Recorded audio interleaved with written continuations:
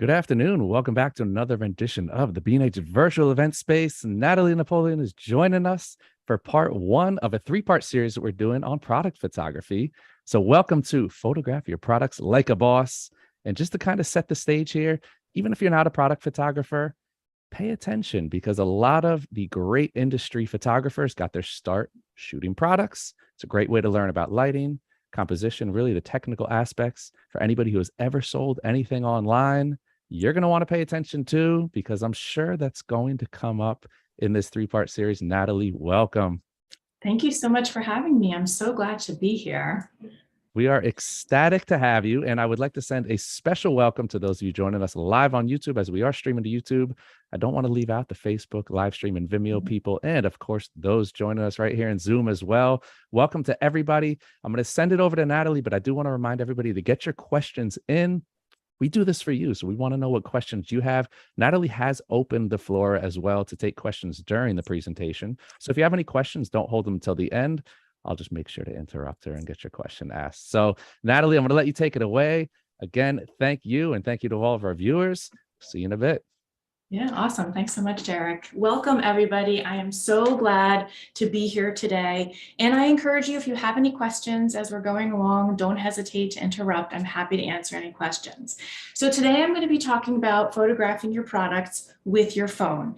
I'm on an iPhone, so everything I'll be showing you today will be on an iPhone. But don't worry, if you're on an Android, feel free to ask any questions. I will do my best to answer them. The process is pretty much the same as it is on the iPhone. Some of the settings might just be different. So as you know, in 2020, e-commerce exploded. 80% of e-commerce stores opened in 2020. And a lot of us are trying our hand at it. So you know, now that you've gotten to use e-commerce a little bit more, how important photography is. The better your photograph, the more engaged your customer is going to be, and the more curious your customer is going to be about your product. So let's talk a little bit about how we can create standout photographs for your e-commerce website. The first thing I want to do is talk a little bit about the settings on your phone. So I'm going to share my screen, and then we can take a look at together. So pull your phone out if you have an Android or an iPhone. Again, I'll be showing you on the iPhone platform. So if you have any Android questions, just pop them in the chat and we will try to get those answered for you.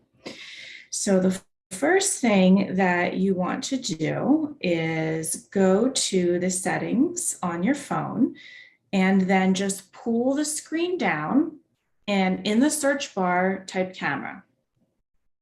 Choose the third option down, camera. I'm going to show you the three top settings I recommend that you take a look at. The first one is formats. Out of the box, if you have a newer iPhone, you're going to be shooting in a high efficiency format. That's an HEIC format. That's a great format because it does keep everything small, all of your files small. It saves a lot of room on your devices. However, it does create an additional step when you're sharing the photo or when you want to post a photo on social media or on your website. So I suggest that you choose the most compatible option, and that's going to give you a JPEG. So if you've ever taken a photo with your iPhone and you haven't changed this setting and you've tried to share it and you haven't been able to share it, especially with someone who's on an Android, this is why. So we're going to choose the most compatible option under formats in the camera setting. Then we're going to go back to the settings page and we're going to look underneath of composition. So I have it turned on right now, but I'm going to turn it off so you can see where I'm looking. Turn the grid on. And I'm going to go into my camera app so that we can take a look. So you can see here's my screen and I have the grid. You can see those lines. So now let's go back to the camera settings and turn the grid off so you can see what the difference is. And you can see now there aren't any lines. The grid is extremely helpful when you're trying to line things up and make sure everything is level in your frame. So turn the grid on. Now the next option is the view outside the frame. I'm going to turn that off for a second and I'm going to go back so we can take a look. So now you can see I'm taking a long vertical picture here. And so I can't see, you see the black bar on the top and on the bottom. I can't see what's happening around in those black bars. So let's go back and turn view outside the frame on, and then go back to our camera. Let's go back to camera for just a second here. And what happens is, I'm sorry, let's go here. What happens is when you are changing the settings, so all I did was click on that arrow on the top of the screen, and I'm going to click on the circle on the bottom that says 16 by 9, and I'm going to go to square. So let's say I'm shooting in a square format. I have the view outside the frame on right now, and so you can see it's green, and so I can see everything that's happening in those black bars above the square that I'm trying to shoot. That confuses my brain. It's too much going on. So I like to turn that off. And then I'm going to go back to my camera app. So you can see now I have two dark black bars. So like all I'm seeing is that square image I'm shooting in the center. I'm going to go back to the 16 by 9 format for this particular class, but know that that's an option for you. So if you are shooting in a square, then you might want to turn on view outside the frame. And this is just a little extra added bonus setting. You're not going to use it necessarily for product photography. You'll use it when you're photographing yourself with your front camera. Turn mirror front camera on, and that'll give you a more realistic picture of yourself. All right, so now let's stop the share here. And let's talk a little bit about our props. So before we even get into props, the first thing you want to do is you want to make a list of all of the pictures that you're taking. So here on my list, I want to take a hero shot, I need a category shot, and I need at least 2 product shots. So what I've done is I've pulled together all of the props that are going to help me create these images. And the way I've decided what props I need is by really examining who my customer is. And I took a sheet of paper, or you can do this on the computer, on Google Docs, or in your notes. Sometimes I'll keep a note on my phone. So as I'm walking around day to day and a thought pops into my mind, I can just open up my note or my Google Drive and type in some information. You want to make a list about all of the books that your clients read, all of the magazines that they would read, all of the places that they would visit, songs that they like, anything that can describe your ideal customer, put on that list. And then that list is going to inform the types of props that you need. So today we're going to be shooting a pair of earrings. So these are the earrings that we're shooting. And so my particular customer really likes ferns and really likes green tea. So I have some green tea, and she's a woman. And so she likes things that are delicate, like linen napkins, and the cup is a glass cup, so it's very delicate. But then I also have some other props like stones, some river rocks like this, and some coffee grounds, coffee beans, and then some bowls. So these really give me options. What I've done is I've put all of the wood props together in a section, and then I've put all of the food type items together in a section, and the plants. That way, when I'm ready to grab a prop, everything is nearby and I'm not running around from room to room or searching through my closet, and then I lose the mood and then I end up not taking the picture. The next thing I want to talk about are your tools. I have a tool cart here. This is really great. You can pick this up at a craft shop. And what I've done is I've put all of my tools on the top level. So I have a little tripod for my phone. I have a remote for the light that I'm going to be shining onto my scene. And then I have different lenses as well. So let me show you the lenses, the kits I have here. What I have is a kit that allows me to put a case on the back of my camera and then attach a lens. So if I'm looking to try to take a macro shot with my camera, then I can just attach this lens right onto the case and take a picture with it. we're not going to be doing that today, but I just wanted to show you that this is an option. You can find different sets that include different types of lenses. So this particular set includes a lens that clips on to your camera. So you can check something like this out. These are really helpful. What I definitely suggest that you get is a remote for your phone. Oftentimes, I'm either holding the phone in an awkward position or I have it mounted on a tripod and I just can't get to that button to take the picture. So that's where the remote comes in handy.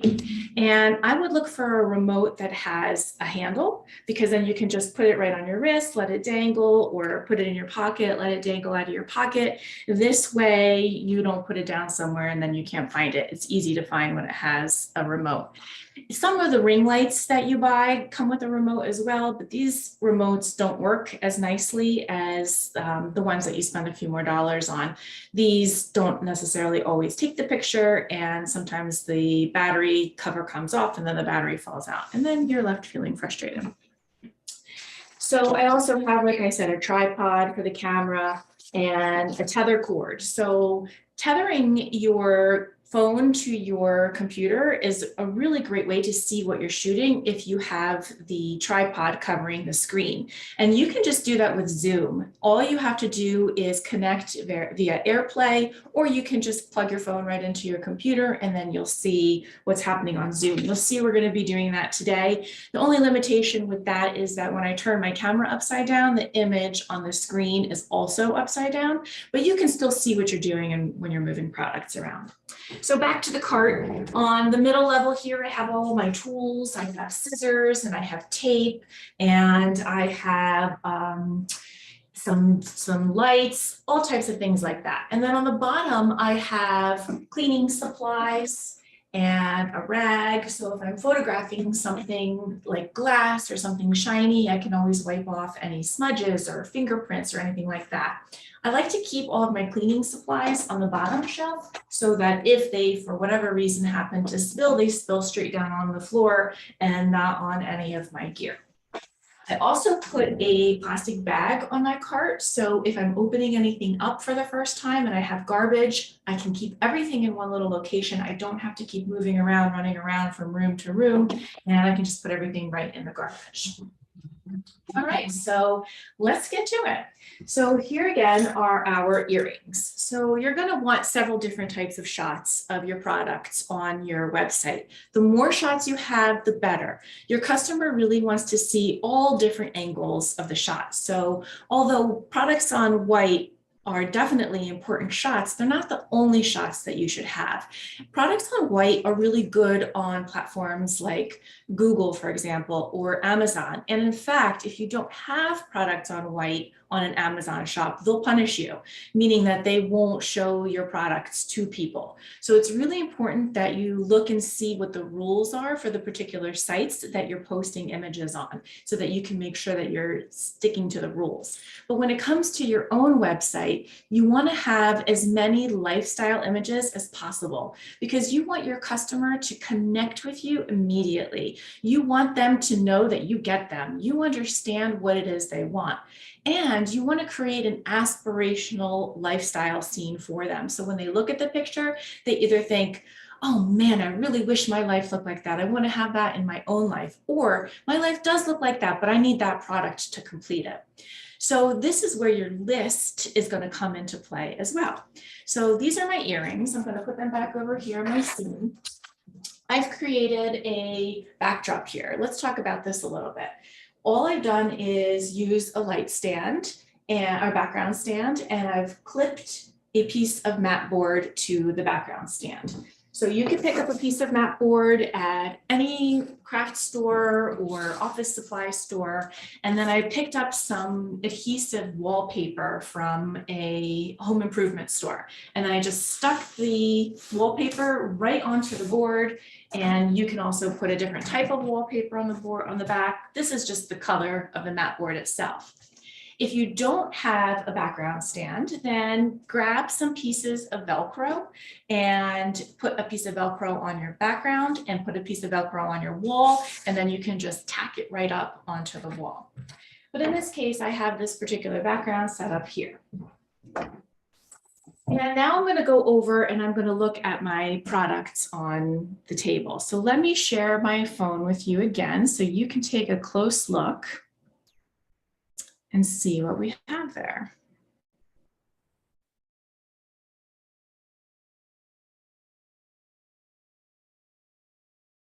I'm always afraid I'm going to connect. I'm in a historic building in my downtown, and I'm always afraid I'm going to connect to the TVs upstairs, the apartments upstairs. Okay. So can you see my phone there? Yep, we have it. Fantastic, thank you. All right, so let's take a look at what all of our props are here. So you see I have a teapot, I have a fern, I have some plates and some bowls and some river rocks and some coffee beans and some tea and some different types of fabric and some cups. I'm going to be working this process out live with you. I have not designed this scene ahead of time. I want you to see exactly what my methodology is as I'm putting the scene together. So as I get going, my mind tends to switch into my creative mode. So if I stumble over my words, that's what's happening. Just feel free to jump in and ask any questions if you have any questions. All right, so thinking about my customer, as I mentioned previously, I know that she really likes ferns. So I'm going to grab this fern over here and I'm going to add this to the scene over here first. All right, so here we have this. The next thing I'm going to do is take the earrings off of the tag. This tag is really great. I would have some shots of the earrings with the tag on it, but for this particular shot, I'm not going to. The first shot I have on my list is a hero shot. So let's think about this as a hero shot. What's a hero shot? A hero shot is the very first image that your customer is going to see when they land on your homepage. So you're going to look for, you want to create a vertical shot. So let's add this teapot over here. That looks really pretty as well. And let's go ahead and take this platform here to give us a little bit of height to separate the background images, the background products from the earrings themselves. All right, that looks great. So nice, okay. That might not, so I'm going to shoot a horizontal image for a hero shot. You can see here.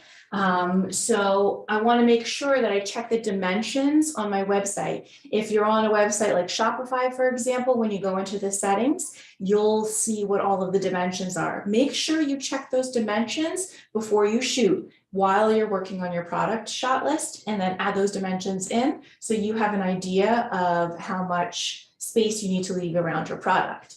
Now, I like to also leave a little bit of space between the background and the foreground so that I'm not getting any shadows on my background from my product. Sometimes shadows are desirable, sometimes they aren't. In this particular case, you do see some shadows because I have my video lights set up, but if I were shooting this for the website, I wouldn't have all of these lights set up and I wouldn't see any of those shadows. So let's go back to the prop table and see what else we might want to use.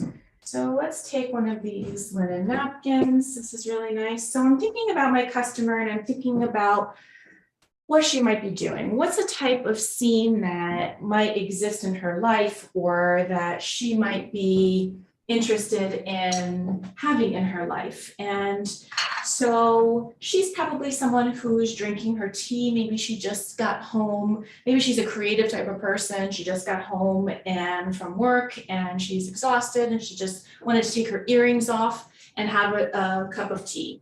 So this is where the thought process is going on behind all of that. So here's her teapot and her tea. I would mix and put some tea inside of this glass if I were shooting this. I'm not going to do that right now just to save time, but so you know, I would put some tea in the glass as well. So it looks realistic. It looks like maybe she just happened to get up from the scene. Let's see, what else might we want to put in? Maybe she's reading a book. And so we want to add the book into the scene here as well. So we'll put that like so. There you go. You see, now we're going to go horizontal. So you see how now she's looking at a scene that could realistically be happening in her own life. Now, let's see here. So I think I've changed my mind, but you're going to come with me. We're going to put some water into this cup. You can see my messy background here. I want to put the tea into the cup so you can see what it actually looks like in this scene. So, Natalie, if I can jump in for a minute with a question. yeah. How often do you mood board, Pinterest, and how often do your clients come to you with inspiration like mood boards or special shots that they want in mind? I do mood board before every shoot that I do. And my clients typically don't have a mood board when they come to me. So I ask them, that's part of the process of working with them. We create a mood board together. And then we work on selecting all of the props together so that we know exactly what we're going to guess. There's no disappointment in the end. Okay, so they're involved in the process with props as well. Interesting. Yeah, absolutely. Because I want to make sure that I really understand who their customer is. They're the experts on their customers. And so they're the ones who have really done the research and know what their customers like and what they don't like. If they haven't had the opportunity to do that or weren't familiar with that process, I can help them work through it if they wanted to do something like that. Okay, thank you. So you can see the difference it makes when you have the tea inside of the glass. It's a huge difference right now there. The only issue I see with this particular image is that I don't really realize that the earrings are the product in this case. So I want to find a way to make them, put them front and center. So this is a little bit more obvious. Maybe I would shoot above like this and come in a little bit closer. So I want to talk a little bit about actually shooting the products themselves. Now, you want to make sure that you get as many shots out of the scene as you possibly can. Don't always come in tight. Examine different angles as well. So if the forward angle, if you're heading straight onto the scene isn't necessarily working, examine it from above. Don't be afraid to move around. Move your body, move your camera around. Another trick that I really like is flipping the phone upside down so that the lenses are at the bottom of the scene. So I'm going to take a picture because I know it's upside down on Zoom with the phone upside down, and then I'm going to take a picture with the phone right side up. And Natalie, I'm going to jump in once again. We had a question from David joining us here on Zoom asking, where do we draw the line for the quantity of props to be too distracting and take attention away from the product? Yeah, absolutely. So that's where you want to really shoot several different types of items. Let me turn this screen off for a second so I can answer it a little bit better. So this is where you want to make a list. Sometimes there are too many props, absolutely, and you want to have a nice, simple scene. Again, it all comes back to who is your customer? Is your customer someone who likes to have a lot of different objects in their lives? Is your customer someone who's a little more minimalist and doesn't have as many objects in their lives? You also want to make sure you're not using competing objects. So a lot of people will put a bracelet and a pair of earrings in one shot. All that does is serve to confuse your customer. You really want to give your customer one clear call to action. And whatever, in this particular instance, in the hero shot, whatever your best seller is, for example, or maybe you have a particular product on sale, that's the product that you want to put in that shot. Don't put too many of your products in the shot because you'll just serve to confuse your customer. However, when you use these shots in the product category itself, then have several different looks. So maybe have 3 looks on white, and then maybe have 3 looks that are environmental, and then have some shots that are lifestyle with and without people. And with people doesn't always necessarily mean that you have to use their faces, but it still emits the emotion in the scene. So maybe you're using hands, or if they're earrings like they are in this case, maybe you're using someone's ear. So more shots are better than less shots. And that'll help you regulate how many props you're putting in the shots. Because if you feel like you need to put a lot of props in the shot, then maybe you have a bigger story that you need to tell with more images. Wonderful. Thank you, Natalie. Yeah, sure. So I'm going to go back to my AirPlay here and go back to the scene. All right. So let me show you those two shots I just took. So this is the shot I took with my phone right side up. So the lens was at the top of the phone. And this is the shot I took with the lens at the bottom of the phone. So I turned the phone upside down.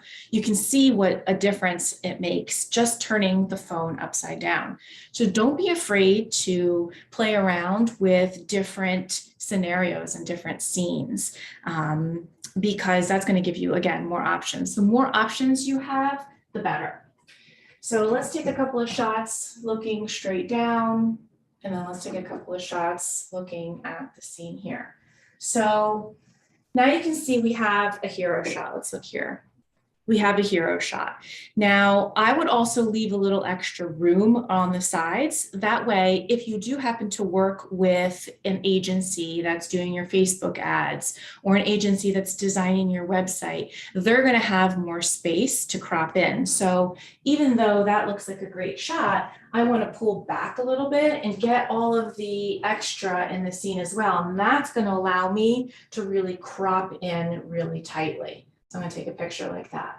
Natalie, when does that normally come up in the process? You bring up a great point about what the images are going to be used for. And really, when you take an image, you kind of have to have it in mind in case there's going to be like a text overlay, or if it's going to be used in a vertical capacity, like for like a magazine shot. So is that something that normally comes up in the planning process? Yeah, absolutely.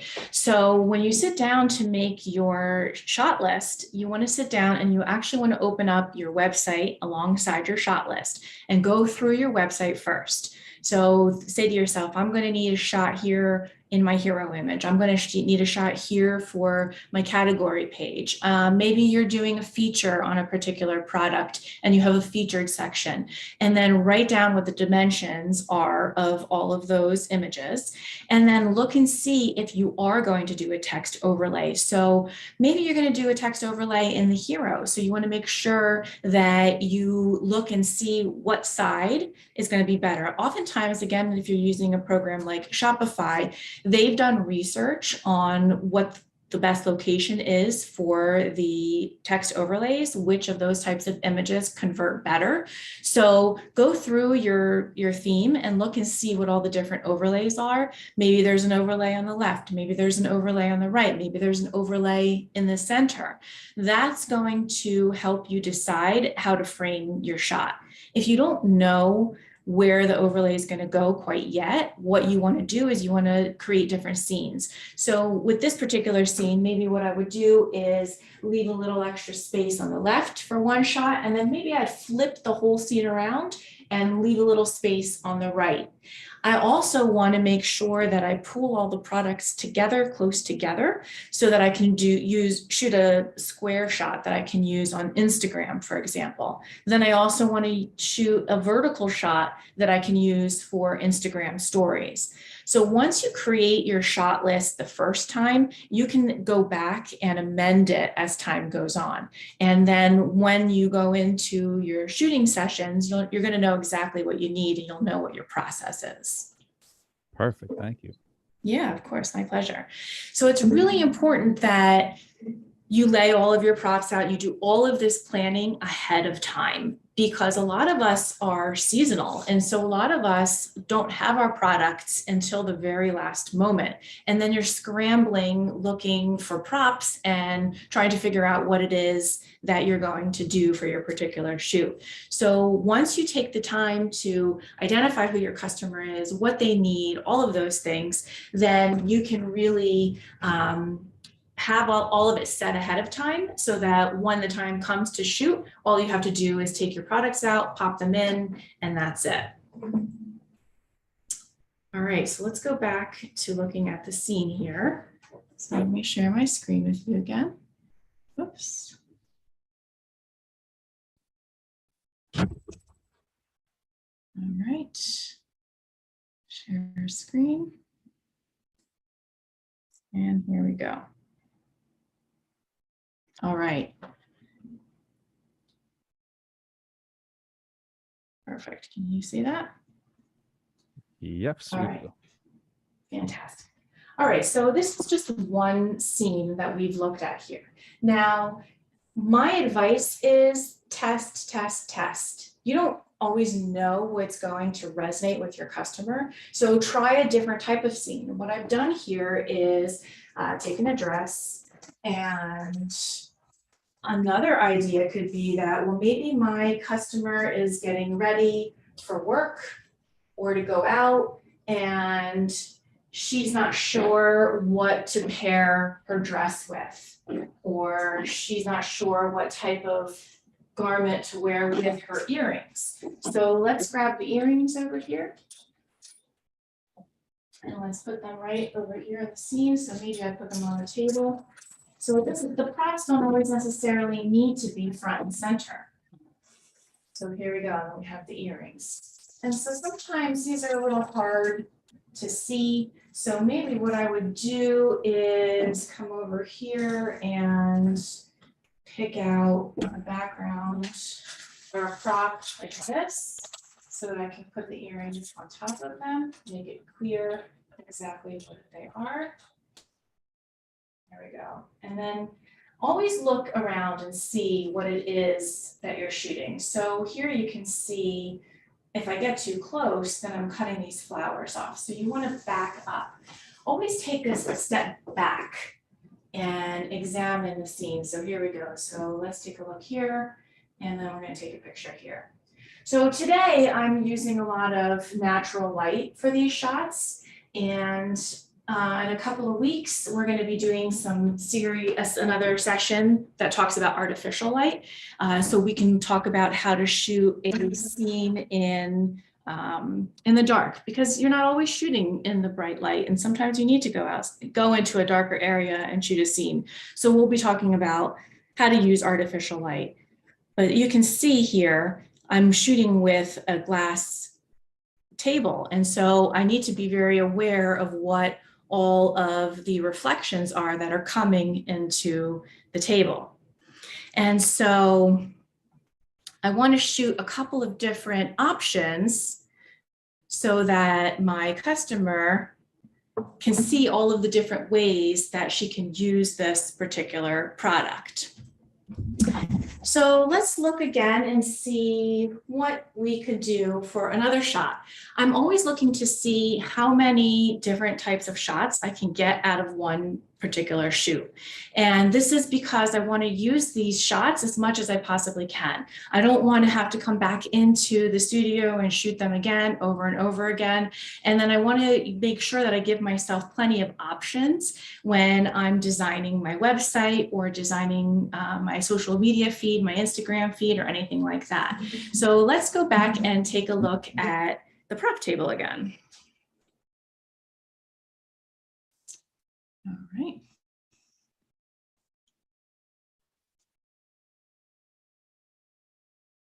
And while Natalie's getting that up, I will take this time to remind everybody to get your questions in. Natalie is taking them live throughout the session, so you don't need to wait until the end if you do have a question. Okay, so now let's go back and look at more of a minimalist type of scene. I'm going to take this tray here. and show you what you can do with that. So I see a lot of shots of jewelry, and we're specifically talking about jewelry for this case, that are just the jewelry themselves. Or maybe you have some cool elements like rocks.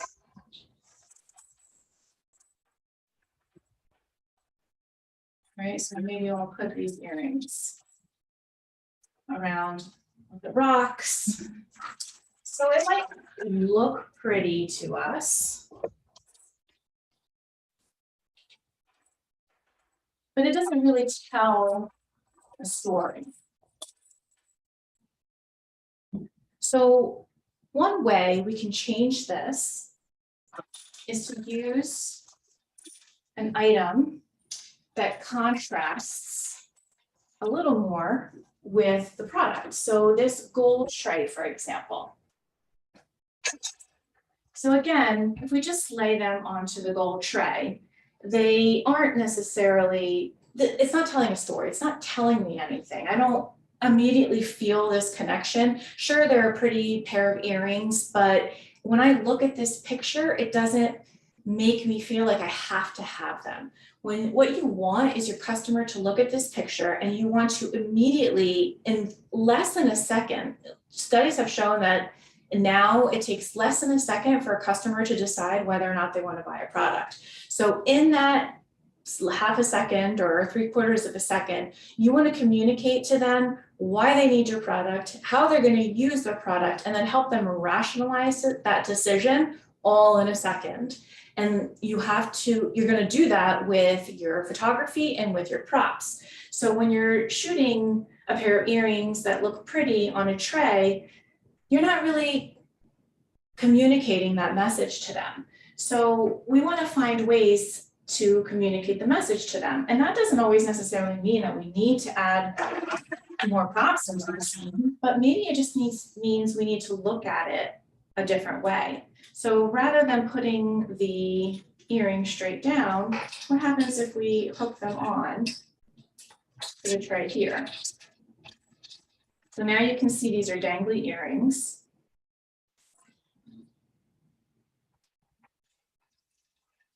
But I don't love how they're hitting the table. So let's go over here and grab this platform that we were using and put that underneath the tray. Give it a little bit of height. Okay, so let's look at that. Maybe I'll turn it around so I can't see the feet.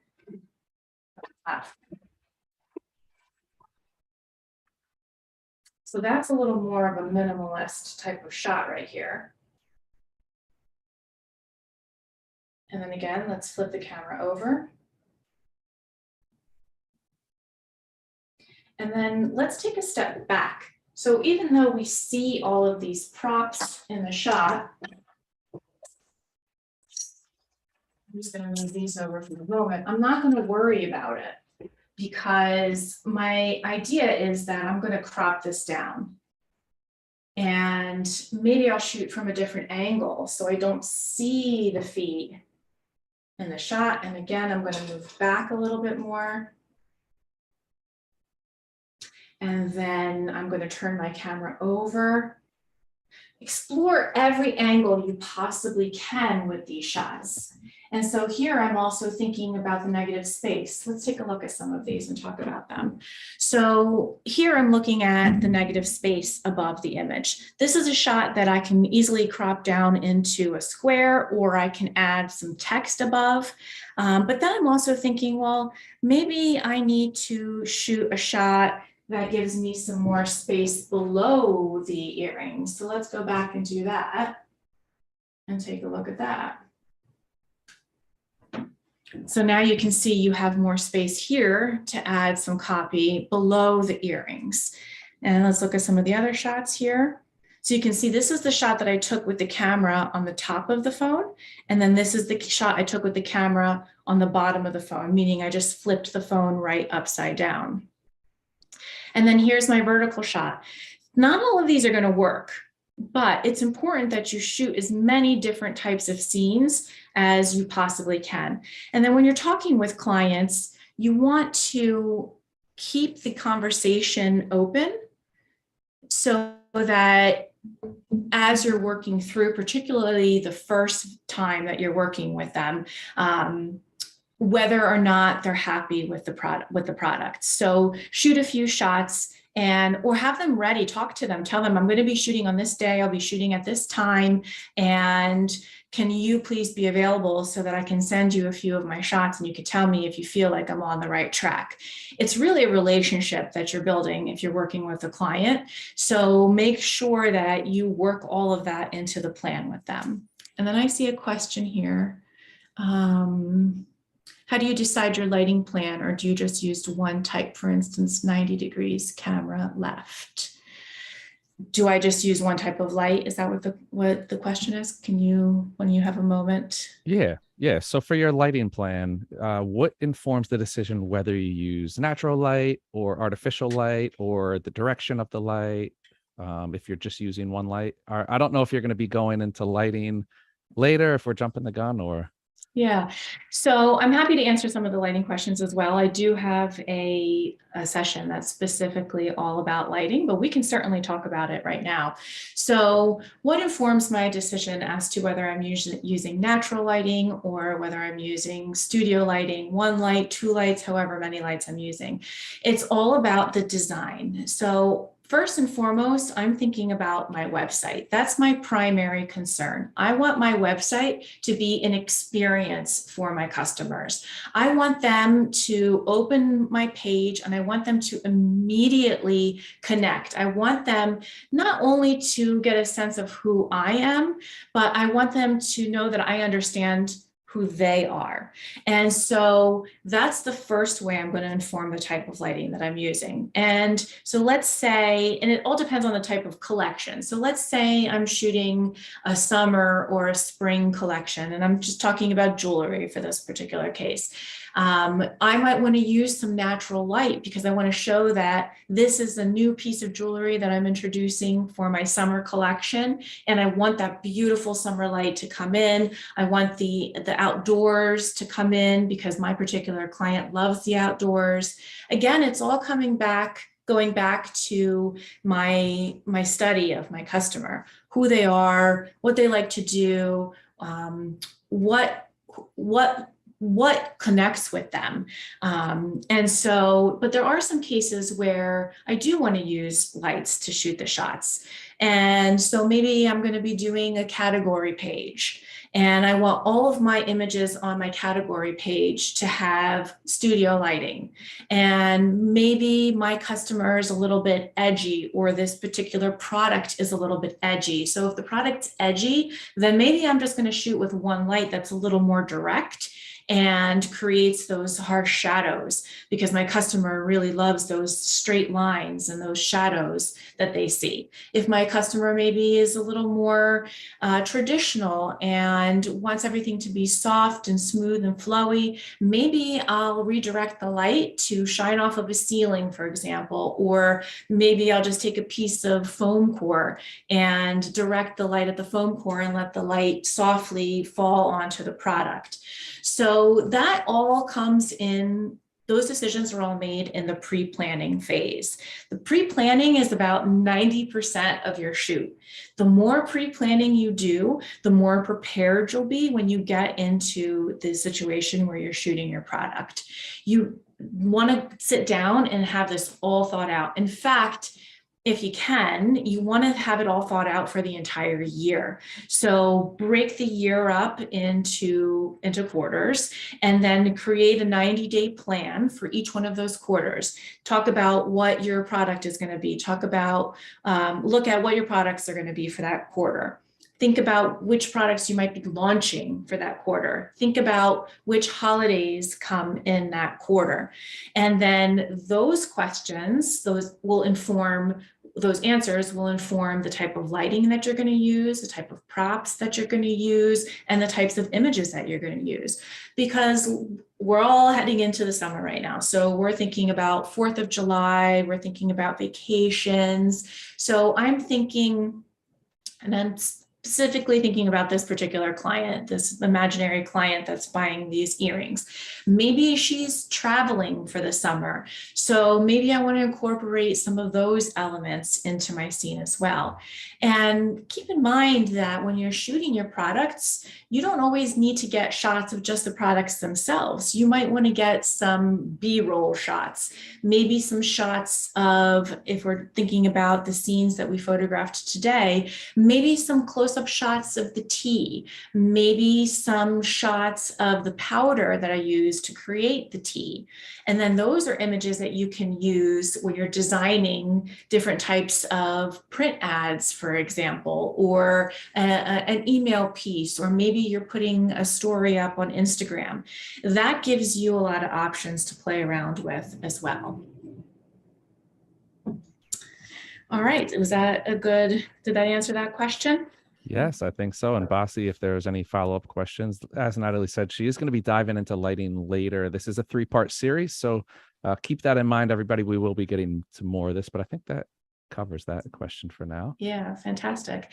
And if you do join us for all of this series, please feel welcome to bring your products along, and then we can shoot, as I'm teaching, you can shoot your products and see if that's helpful for you in any way. I really want to talk specifically to product-based business owners for a moment right now. Oftentimes I see product-based business owners photographing multiples of products. And sometimes that is effective. It's especially effective on social media, for example. People like to see multiples of specific products. But when you're looking at your website, you want to, again, create that aspirational scene that the client connects to. So really drill it down and be as specific as you possibly can about all the ways that your customer can use this particular product, and test. So what I would suggest that you do is put an image up on the website, leave it up for maybe a few weeks if you can, and have your Google Analytics set up on the back end. You can use a program like Hotjar, for example, to see where people are mousing over the pictures and see how often they're mousing over the pictures or hovering over the pictures, and keep all of that information in a Google Doc. Create a Google Sheet and type all that information in so that you can track and see which of these images are successful and which aren't. Sometimes the images that we think are going to be successful, or that we spend a lot of time planning and put a lot of thought into, aren't always as successful as the ones that we just quickly whipped together. So the more that you're able to research and keep track of the data as you're testing these images, the better you're going to be at deciding which props to use, which scenes to use, and you're going to see what your customer really responds to. Another idea is to just reach out to the customer and ask them. When someone buys your product, you can ask them, what about the product was it that really drew you to it? They want to talk about it with you, so they're going to give you all of those answers. So don't be afraid to ask. Did you like a particular shot on this picture, or on my website as well? And then once you're ready to get to the point where you're selling your items wholesale, then you want to think about that customer as well, because that's a different customer. A buyer who's buying your product to either sell in their shop or in their store or on their website is a different type of customer than the customer that's coming directly to your website. So again, go back and create a customer profile for a buyer, for a wholesale buyer, because you're going to be using different types of images to speak to them than you would to your customer. But the pictures that you're creating specifically for your customer are also going to be helpful for a wholesale buyer, because then that buyer can use those images in their paper in their on their website and in their printed materials. Oftentimes they'll create flyers or brochures or hang pictures in their windows. So you want to make it as easy as possible for them to do that. And to go back to what we were talking about in the beginning in terms of where do you add some negative space or some empty space, you want to create images like that for your buyers as well, so that they can create the type of collateral that they need to market your product. So spend some time, if you're looking to get into wholesale, spend some time researching your buyers and look and see how they're using the images they have already, and think about ways that you can improve the types of images you're shooting based on what you see them doing. And also, in terms of the mood board, don't only look at the products themselves, but also look at your competition. Sit down and make another Google Sheet. I love Google Sheets. So you can sit down and make a Google Sheet and list all of the different types of ways that your competitors are using images. And look at some big brands and look at some small brands and see where you fit into that, and test. What I would want to say is extremely important, though, is that if you have several different types of products, so let's say, to go back to the earrings, I'm shooting earrings and I have bracelets. I'm a jewelry maker. I have bracelets and I have necklaces. So what I want to do is I want to keep all of those images looking consistent across my entire page in the category section specifically. So I want each one of those products on that category page to have a similar look and feel. I want to make sure that they're all either shot in natural light. I want to make sure that they're all shot in artificial light. I want to make sure that they have all the same props, and they don't have to have the exact same props, but the props need to work together. They need to be cohesive. You want your category page to tell a cohesive story. Think of it as a collection, which it is. And you might have different collections. They can be seasonal collections. They can be collections based on the type of products that you're selling.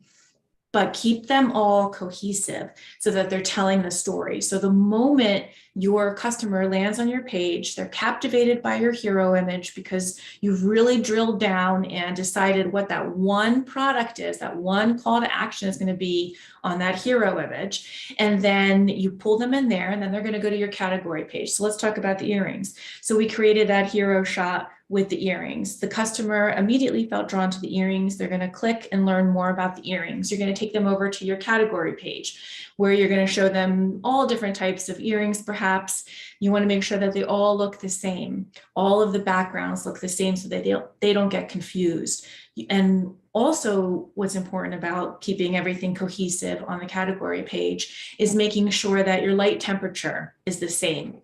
So are you using cold light or are you using warm light? Make sure you use the same type of light in each one of those images. Your client might not necessarily be able to articulate why they feel a disconnect if the light is different from image to image, but they're going to feel it. And if they feel it, you're going to lose them. As soon as you lose them, they jump off the page and they move on to the next site. So if you don't know what type of light to use, warm light or cold light, what you can do again is sit down and go back and look at your customer description and look at words like traditional, contemporary, edgy, things like that. So if my customer is a little more edgy and a little more minimalist, maybe my customer is going to like cold light better. If my customer is a little more traditional and whimsical, maybe she's going to like warm light better. So all of that needs to be consistent. The lighting, the backdrop, the props that you're using in the scene. And then when they get into the product page, that's where you have a little more freedom to play around.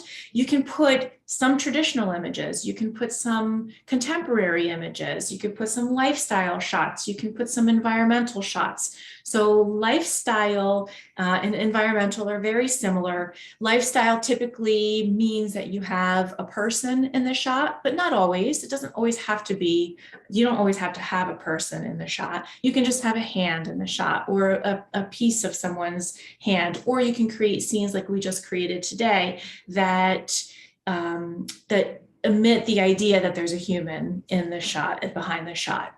And then you want to use some shots on white as well.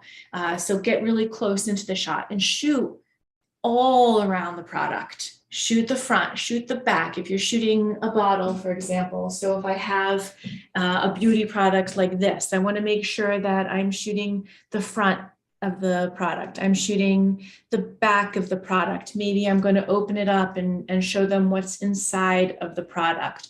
So put yourself in your customer's shoes and think about what you would really want to see.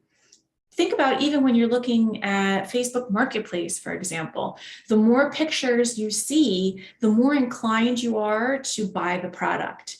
And make it a 360 type of view. Step back a little bit and look all around the product, look around the room as well, and create different ways that the customer can use the product. So let's think about a desk, for example, and to go back to Facebook Marketplace. If I'm looking for a desk on Facebook Marketplace and I just see a picture of a desk in a garage, if it's not a spectacular desk, it's not going to say anything to me. It doesn't mean anything to me. But if you take that same desk and you put it into a room, let's say you're thinking about someone who is now working from home remotely, they need to create an area in their room to work. What's that space going to look like for them? Maybe they'll have some pictures hanging over the desk. Maybe they're going to have their laptop on the desk. So test it out and see. And I did that actually. I sold a desk. I just had a little secretary desk that I needed to get rid of. So I put it up on Facebook Marketplace and I just took a picture of the desk itself in a room with everything around it. I didn't style it in any way. And that desk sat on Facebook Marketplace for weeks. I was getting undercut left and right. Then I decided to take the listing off and I styled it. I put a laptop on the desk. I put a coffee mug on the desk. I hung a picture over the desk. And then I took a picture of that scene and I sold that desk the same day for double the price. I had originally listed it at $30 and then I tried it at $60. I sold it the same day for $60.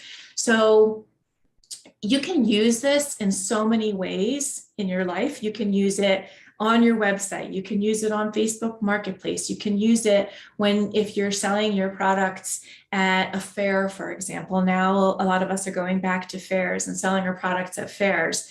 So what you might want to do is create a scene in the fair that speaks to your customers. So maybe if I'm selling this jewelry again, maybe I want to build a tiny little section in my booth that looks like a little sitting area. Maybe I put a chair in there. Maybe I put a warm cup of tea on the table. Maybe I put a lamp on the table and then put my earrings on the table. So your customer can immediately feel like they can step into that scene and that can be their life.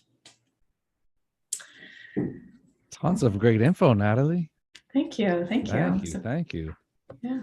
I don't know if you had anything else, if we're ready to pull up the screen and let people know what you have going on over on the website. Yeah, absolutely. Are there any other questions? You know, I do have a comment while I'm getting that pulled up here. And I'm so glad you went into the whole conversation about having these discussions with your clients, because one thing that professional photographers forget a lot, or paid or working, or even if you're the weekend warrior that's just doing it as a hobby and taking a gig here and there, you often forget that we sometimes have a different set of eyes than people who are not versed in photography. And so there's that delicate balance that is often solved by simple communication, where you have to get through the what do you like, what is my professional opinion, and how do we come together in the middle. Sometimes I guess you're going to bend a little more their way, and you have to ultimately cow to what the paid client wants. And sometimes you have to kind of elbow your way in a little bit and say, you know what, I don't think that's probably the best idea, but we'll try it out, right? Yes, I agree. And to talk a little bit, if we had cut me off, I know we're getting No, close to no, you're to good. The floor is okay, yours. awesome, thank you. All right, so talking about clients, I've done it both ways. I've done it where I haven't communicated with the client, and I've communicated with the client. I've been a photographer for over 20 years, so I've tried every single way I possibly can. I find that we both end up feeling frustrated when there's a lack of communication and there's a lack of options. So an idea might be to offer your client 3 different options. Here's your base package, here's the middle package, and here's your top package. The base package just includes X amount of shots of X amount of products in this specific location. Package number 2, which they're always, not always, but most likely going to choose your center package, your middle package, so make it really good. So your middle package is going to include some of that pre-work, and is going to include the communication, and it's also going to include the post-production. And you might want to require that your customer works with you for a certain period of time. You communicate to them that this is a relationship that we're all building together. And the more time we spend on perfecting this, the better result you're going to have, particularly if they have no idea who their customer is, if they have no idea what types of images they need, they're really going to need to spend that time with you beforehand. I have my clients send me their 90-day goals, and then we go over what their goals are, and then we really pinpoint one specific goal that they have. And then we take that goal, and then we expand on that goal in terms of imagery. And then your top package can be maybe a longer contract or something that's a little more involved, include more products. But if you break it down into manageable bits, your clients aren't going to feel stressed out. After they've spent some time with you and spent some money with you, they're gonna feel like they're making progress with you. Perfect. And we do have a final question, but I know if Yeah. you wanted to talk about what we have going on here over No, on the I have. website, and then we can roll Sure. into a final question. Sure. So here on the website, this is my links page. I want to direct you to my 25 free Lightroom preset pack. So if you are a professional photographer, or if you are a maker, an indie retailer, these will work for you. These work on either Lightroom mobile, or you can use them on your desktop. I'm a Lightroom Classic kind of girl, so you can put them into Lightroom Classic and use them. These are all different types of presets, warm presets in terms of color, warm colors, cold colors. I've given you a variety of different presets that you can use in this pack. You can go in once you've applied a preset, and you can adjust the light temperature, you can adjust the exposure, the shadows, the highlights, so you can use them as a starting point. And this is a great way to make sure that all of your images have a cohesive look, texture, feel, and light color to them. Perfect. Now we'll get into our last question here, and we will get the link dropped in the chat for those of you who are joining us online. We'll drop Natalie's website link in the chat there for you in the comments section. And one final question. First of all, Bazi says, great information, very informative, is learning a lot, and we'll stay tuned for this series. So thank you to Bazi. And Bazi had one final question. So this is a situational question. Okay. Asking about how you in particular would shoot a pair of Nike sneakers. And if you could kind of generalize it in terms of your approach to types of products, and if there's certain vibes that you will go with for a certain type of a product. Yeah. So, all right, let's think about this. A pair of Nike sneakers. It's funny that you asked me that, because I was actually thinking of shooting a pair of sneakers next, because I don't know if you've seen, but a lot of people are using sneakers to look like faces on social media, which is really kind of uncanny. So it's kind of fun. Yeah. So that might even be an interesting approach. Maybe you take a shot of the sneaker so that it looks like someone screaming or shouting with their mouth wide open. And that's something that you can use to grab someone's attention on social media. That's a really fun way to do it. But that's also a way to set yourself apart from the other people who are selling sneakers. But it also, let's backtrack a little bit. It depends on who your client is. Are you shooting these for Nike? Or are you shooting these for a sports shop in your town that's selling the sneakers? So that's the first question you have to ask. Who am I shooting these for? The second question you have to ask is, who is their customer? And create that sheet that explains exactly who their customer is, where their customer likes to go, what they like to do, and then that'll help you help inform your decision. Then the next question you want to ask is this a seasonal product? Is this one of their evergreen, for lack of a better word, evergreen types of products? Is this something that they're selling all the time? And so if it's a seasonal type of product, then that's going to help inform the way that you're going to shoot the product as well. So if we're shooting a pair of sneakers in the summertime, maybe we're thinking about lush green grass, or maybe we're thinking about sand or the boardwalk or something like that. If we're shooting it in the fall, maybe we're thinking about walking on a path with crisp leaves on the ground. And again, you don't have to have people in these shots. You can either use just your own feet. I do have a client who has an outdoor type of shop in Colorado, and so she's shooting her own products, and she doesn't necessarily want her whole entire body in the shot. So what she does is she puts the camera on a little tripod, or if you don't have a tripod, you can just use a stack of books. Put the camera or the phone. I mean phone when I say camera.